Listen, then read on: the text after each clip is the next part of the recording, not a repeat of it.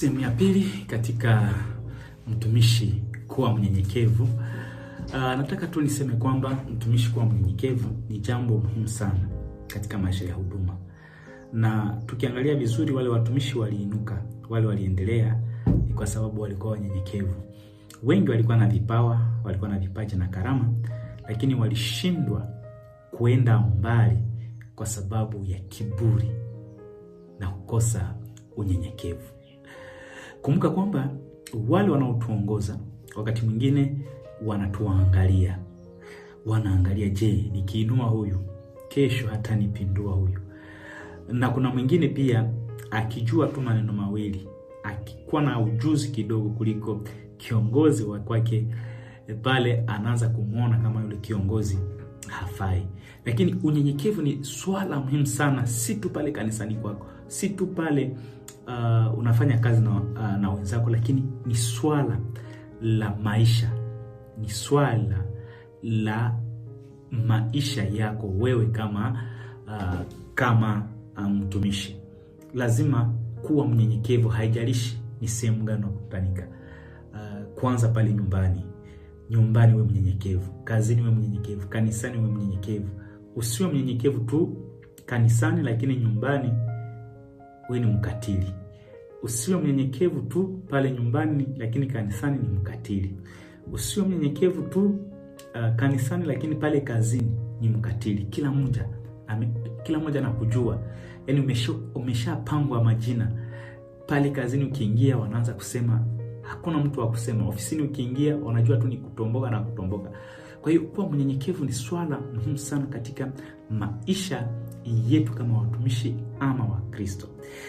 Ndio maana unapokuwa mnyenyekevu unajikokotea baadhi ya watu karibu yako. Kuna watu tu wanakufuata kwa sababu ya unyenyekevu wako. Kuna watu wanakusogelea kwa sababu ya unyenyekevu wako.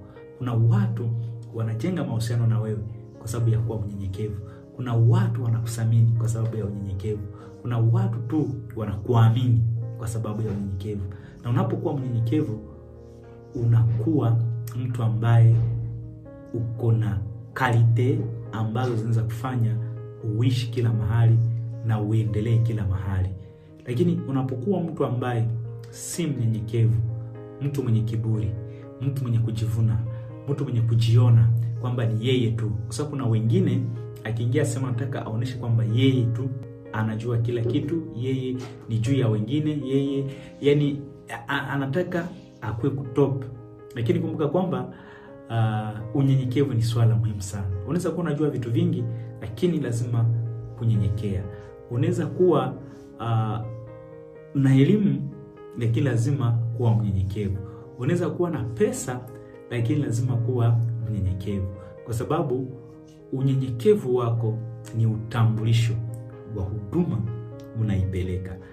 Unaposhindwa kuwa mnyenyekevu, si peke yako unajitambulisha, lakini pia unatambulisha na kanisa, unaingilia, unashiriki, lakini pia unatambulisha na mchungaji ambaye ni baba yako wa kiroho, lakini pia unatambulisha na familia yako.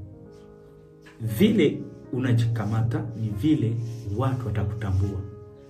Kama ni mwenye kiburi, kama mtu anasema mengi, kama mtu mwenye hana heshima, kama mtu mwenye kujivuna, kama mtu mwenye hiyo yote ni mambo ambayo inaleta utambulisho kwako.